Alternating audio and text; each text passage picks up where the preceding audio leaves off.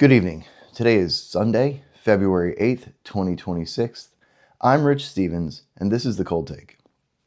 What you're about to hear is news from this week, taken only from primary sources like press conferences and court documents. You can find those sources and attribution for every story at thecoldtake.com. We begin in Washington, D.C., where Tuesday, February 3rd, James Comer announced that the Clintons will appear for a video-recorded and transcribed deposition later this month. The House Oversight Committee is seeking testimony in relation to Jeffrey Epstein. The Clintons failed to appear before their previously scheduled deposition hearing, and the Oversight Committee moved to hold them in contempt of Congress. Former Secretary Clinton is now scheduled to appear on February 26th, and the former president will appear the following day. Hit subscribe to be notified about upcoming videos, including the contents of those depositions.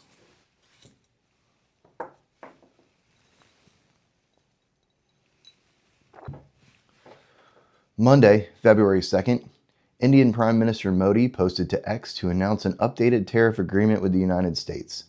President Trump agreed to lower tariffs from 25% to 18%, and India agreed to stop buying Russian oil and remove tariffs on American goods completely. Both leaders expressed gratitude and excitement for the deal. On Wednesday, February 4th, attempted Trump assassin Ryan Routh was sentenced to life in prison plus 7 years. He was convicted of trying to assassinate then-candidate Trump, possession of a firearm by a felon, and possessing a firearm with an obliterated serial number. His attorney indicated his intention to file an appeal. Do you ever just watch the news and think,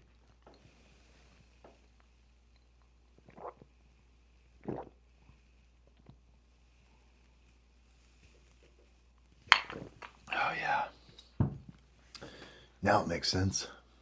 Seriously though, I'm too sick to come up with anything clever today. Subscribe to the channel for new videos. Give this one a like.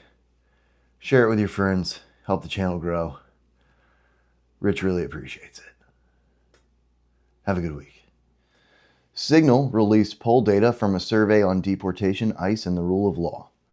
The poll was taken January 27th and 28th and indicates that regardless of party affiliation or political leaning, 73% of Americans believe that entering the country without legal permission is breaking the law. Voters support deportation efforts by a 2-to-1 margin, and 54% support ICE enforcement of federal immigration laws and the removal of those here illegally. You can read the full results of that poll at thecoldtake.com. Wednesday, February 4th, Noem spoke in Nogales, Arizona to provide updates on the border wall. She said that the flow of fentanyl is down 56% since Trump took office last year. In that same time period, 145 missing children have been located and recovered. She also noted that CBP encounters at the southern border have dropped 95% to the lowest daily average in history. During the Biden administration, Customs and Border Patrol apprehended an average of 5,100 people per day. That number is now less than 250. She also said that fentanyl deaths in the United States have dropped by 30%. Border Czar Tom Homan spoke Wednesday, February 4th, to announce new levels of cooperation with ICE from counties in Minnesota. He said that jails have been coordinating with Customs and Border Protection to transfer individuals into ICE custody directly. As a result, he's moving 700 ICE agents out of Minnesota. He also mentioned that all agents deployed in Minneapolis have been issued body cameras. He also said that while his goal is to end the surge in Minnesota as quickly as possible, that is largely dependent on an end to interference with ICE operations. Noem indicated that when funding is available, body cameras will be provided to all DHS officers nationwide. You can see their full statements at thecoldtake.com. The judge in the case of the murder of Charlie Kirk ruled on Tuesday, February 3rd on a number of motions. He put controls around where the courtroom camera can be and what it can and cannot show. Tyler Robinson's attorneys spoke, insisting that any video or images of their client will prevent him from receiving a fair trial, saying, quote, "We do not want to see still images, again, of Mr. Robinson's face in the media with more speculation about meaning of his facial expressions or the lack thereof." Prosecutors pushed back, saying that the hearing is public and that it's appropriate to allow still photography during hearings. A representative for a news media collective reiterated the opinions of the prosecution. The judge ordered the still photographer behind the bar, so expect a lot of video and images of the backs of people's heads. Click subscribe to get notifications for new videos about the trial. Beginning March 1st, provisions of Trump's One Big Beautiful Bill will take effect for SNAP recipients. The Supplemental Nutrition Assistance Program will once again require recipients to work 20 hours per week to receive benefits for more than 90 days. That work requirement can be satisfied with job training, employment programs, GED, and adult education programs, vocational training, or paid employment. This return to the 1996 Clinton-era rules is more strict, increasing the required age, removing provisions for veterans and homeless. The new provision also removes eligibility from refugees, asylum seekers, and illegal aliens. The full list of changes is posted at thecoldtake.com.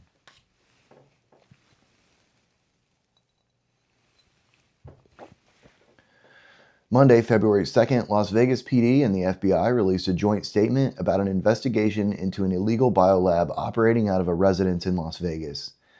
They had information linking the Las Vegas home to a previous bust of a similar biolab in California in 2023. Inside the home, they found numerous refrigerators and freezers, as well as bottles and jugs containing unknown liquid substances. All were consistent with the items found in the 2023 lab investigation. The FBI collected more than 1,000 samples. Samples in the lab in California included HIV, malaria, hepatitis, and Ebola. Hit subscribe to be notified about future videos, including updates from the FBI about this case. Wednesday, February 4th, Oklahoma Attorney General Drummond announced arrests in Operation Blunt Force. The investigation led to 50 search warrants, 20 arrests, 14 recovered firearms, 4 deportations, and thousands of pounds of black market marijuana destroyed. The Chinese drug ring operated out of 8 states. The syndicate used straw owners to obtain grow licenses from the state, and those licenses were then used to grow marijuana that was sold illegally on the black market rather than going through dispensaries. Markets were mixed again this week. The Dow Jones Industrial Average climbed over 50,000 for the first time in history, ending the week up 2.5% and closing at 50,115. But the Nasdaq dropped 430 points, closing at 23,031, a drop of nearly 2%. The S&P 500 lost 7 points, finishing at 69.32, and gold futures stabilized with the price of the metal. Futures closed at 4,979, with the spot market closing at 49.66. Silver fell as low as $70 before closing out at $77.94 per ounce. We are in what I call sports purgatory. College football is over and NFL is winding down. Baseball and F1 haven't started yet. Basketball season hasn't really heated up. Tonight is the Super Bowl featuring the Patriots and the Seahawks, but largely overshadowed by something called Bad Bunny and highly anticipated commercials that have mostly been leaked already. Seattle is a 4.5-point favorite. Tuesday, February 3rd, Florida Governor Ron DeSantis announced a new partnership with the Tampa Bay Rays that will keep the MLB team in Tampa Bay. The new 130-acre campus will partner with Hillsborough College. The Rays website describes the 31,000-seat park as, quote, the most intimate in Major League Baseball. It will be the lowest capacity park in the majors. They are targeting the 2029 season for their opening. Elsewhere in MLB, pitchers and catchers will begin to report in the next few days, with spring training beginning February 20th. Friday, February 6th, the opening ceremony for the 2026 Winter Olympics kicked off at the Milano Cortina Games in Italy. You can enjoy bobsledding, curling, figure skating, and speed skating on NBC through February 22nd. And in college basketball, 14th-ranked UNC beat 4th-ranked rival Duke 71-68 on Saturday. 15th-ranked Vanderbilt lost to unranked SEC opponent Oklahoma 92-91. Number 10, Michigan State took down 5th-ranked Illinois 85-82 in an overtime contest. And the defending national champion Florida Gators dismantled the Texas A&M Aggies in College Station, Texas, to take the number 1 spot in the SEC. The final of that game was 86-67.